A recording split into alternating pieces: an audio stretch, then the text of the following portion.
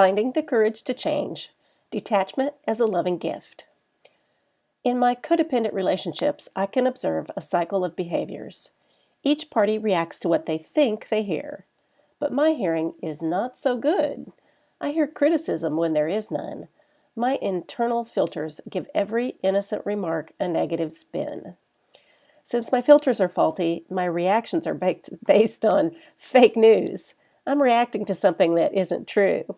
As a result, my reactions are confusing and off base, not quite sane. My loved ones then react to my insanity, and a negative cycle starts again. Voices rise, unkind things are said in frustration, doors slam, tears fall. I'm learning to notice this pattern when it starts. Instead of reacting to the fake news, I'm learning to detach with love. When I hear my loved ones say something, I may suddenly feel defensive. I'm learning to notice defensive and tell myself, I don't care. I don't care what they think about me. That's just how I am. When I take that heartbeat to support myself, I often realize it's not about me anyway.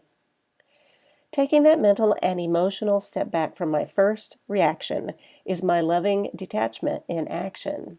I notice a negative reaction and I pause to deal with me. I'm learning to love myself enough to pay attention to my own thoughts, feelings, and beliefs. I'm not always successful, but when I am, I usually discover another place where my inner child needs my love and support.